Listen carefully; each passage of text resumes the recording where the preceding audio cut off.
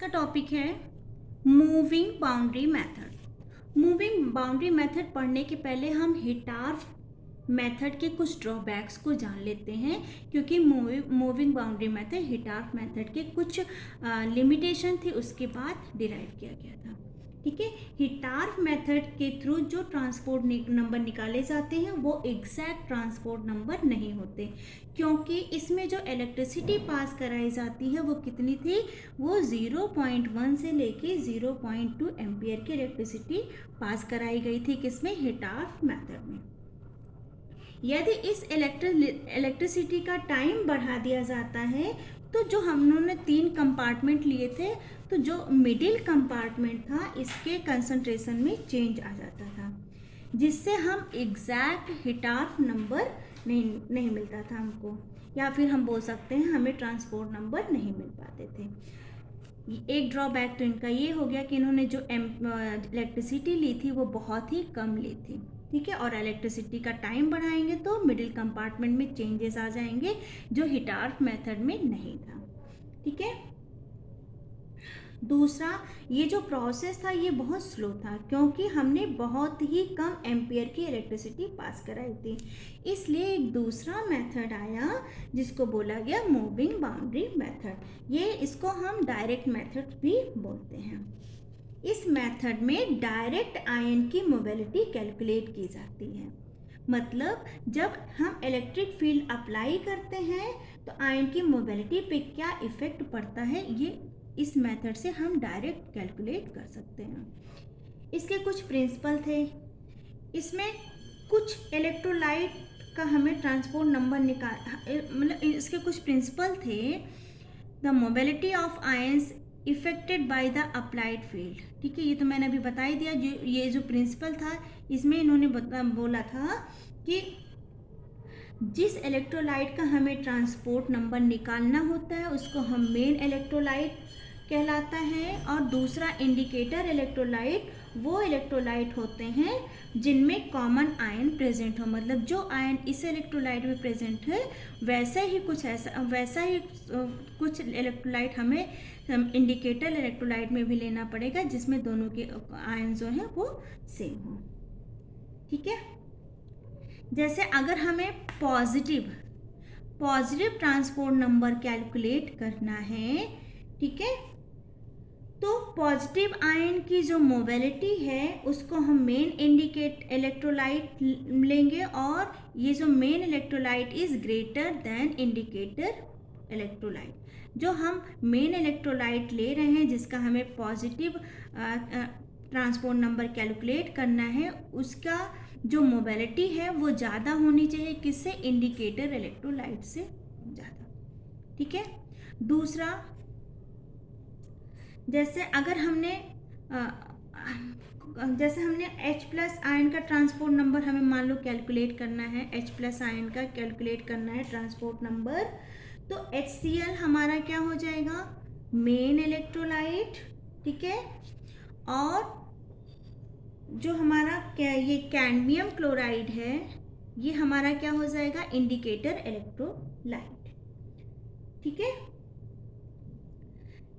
जिसमें अगर positive transport number हम निकाल रहे हैं तो दोनों में कॉमन आयन क्या होना चाहिए? Cl दोनों में क्या है? Common ion. ठीक है, अब एक चीज़ और ध्यान रखना है, इसमें ये जो होता है पॉजिटिव, इसकी मोबिलिटी ज़्यादा है और इसकी मोबिलिटी कम है। इसको मैंने मेन इलेक्ट्रोलाइट लिया, इसलिए हमें ऐसा इलेक्ट्रोलाइट लेना है जिसमें पॉजिटिव आयन की मोबिलिटी इंडिकेटर इलेक्ट्रोलाइट के पॉजिटिव आयन के इंडिकेटर मोबिलिटी से क्या हो? ज़्यादा हो। ठीक है, अब बात करते हैं इनके इंस्ट्रूमेंट की। इसमें एक कांच का इलेक्ट्रोलिटिक सेल लिया जाता है, जिसमें कांच की एक क्या होती है? ट्यूब होती है। ट्यूब कैसे होती है? आपकी हॉरिजेंटल। इसमें जो नीचे का पार्ट होता है इसको ये एनोड होता है, एनोडिक पार्ट होता है आपका, और ऊपर का जो पार्ट होता है वो आपका कैसे होता है? कैथोडिक होता है। ठीक है, इसको एक बैटरी से, वेरिएबल रेजिस्टेंस से और एक कूलामीटर से क्या कर दिया जाता है? जोड़ दिया जाता है।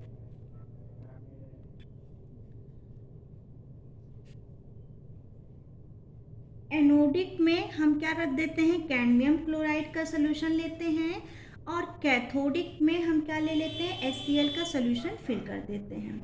ठीक है, यहाँ पे जो इलेक्ट्रोड लगाया जाता है वो प्लेटिनम का होता है, और यहाँ पे जो इलेक्ट्रोड लगाते हैं वो किसका हो जाता है, आपका कैडमियम का।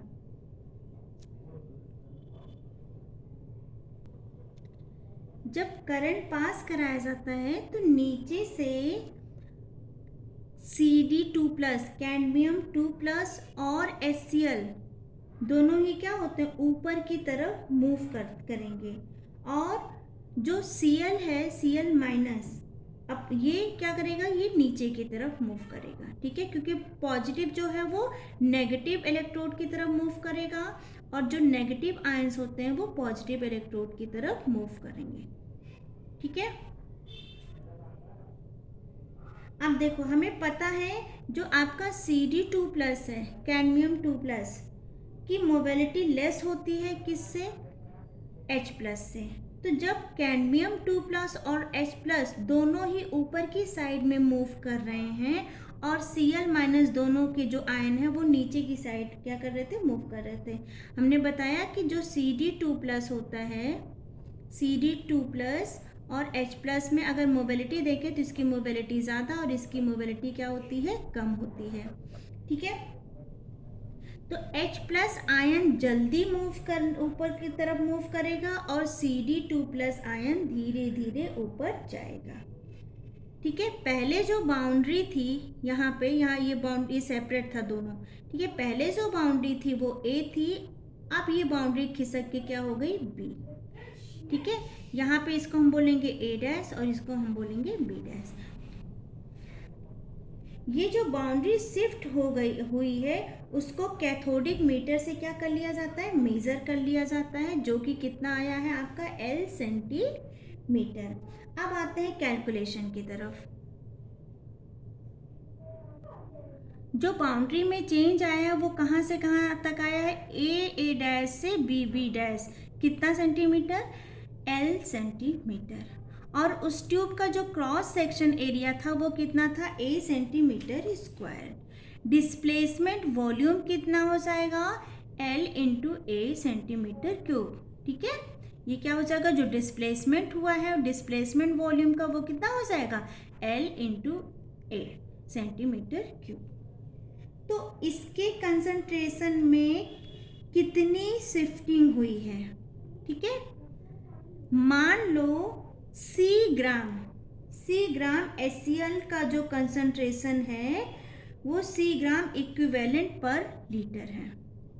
मान लो C ग्राम HCl का जो कंसंट्रेशन है वो C ग्राम इक्विवेलेंट पर लीटर है। तो जो कैथोड की ओर जाने वाला H+ आयन की ग्राम इक्विवेलेंट का नंबर कितना हो जाएगा, वो हो जाएगा, ग्राम इक्विवेलेंट का नंबर आपका हो जाएगा L × A × C/1000। ठीक है, अब हमें पता है 1 gram equivalent H+ ion carry करता है कितनी इलेक्ट्रिसिटी, 1 फैराडे इलेक्ट्रिसिटी। तो total electricity carried bye H+ ion क्या हो जाएगा, इसी फॉर्मूले में हम किससे मल्टीप्लाई कर देंगे, F से। तो क्या हो जाएगा, L × A × C/1000 × F। ठीक है, या फिर H+ आयन का जो ट्रांसपोर्ट नंबर होगा वो क्या हो जाएगा, L × A × C × F। ये एज इट इज़ है, ये आपका क्या हो जाएगा 1000, और ये Q क्या हो जाएगी, ये Q आपका हो जाएगा, Q हो जाएगा आपका टोटल इलेक्ट्रिसिटी। H+ आयन का जो ट्रांसपोर्ट नंबर होगा वो क्या होता है, देखो H+ द्वारा ले जाई गई इलेक्ट्रिसिटी अपॉन टोटल इलेक्ट्रिसिटी।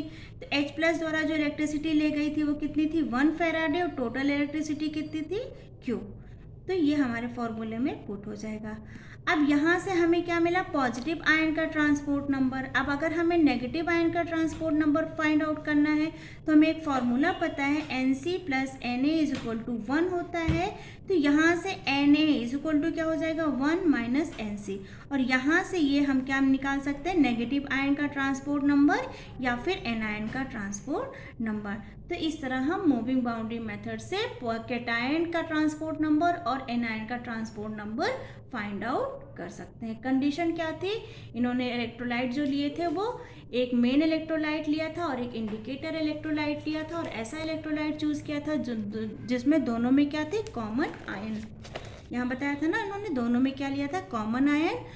दूसरा क्या था इनका, जो पॉजिटिव जो मेन इलेक्ट्रोलाइट है उसमें जो पॉजिटिव आयन होगा उसकी मोबिलिटी हमेशा इंडिकेटर के पॉजिटिव आयन की मोबिलिटी से क्या होनी चाहिए थी, ज़्यादा होनी चाहिए थी। ठीक, ये इनके कुछ प्रिंसिपल्स थे, उसी के बेसिस पे उन्होंने कैटायन और एनायन दोनों का ट्रांसपोर्ट नंबर फाइंड आउट किया था। आई होप आपको समझ में आया होगा। Thank you.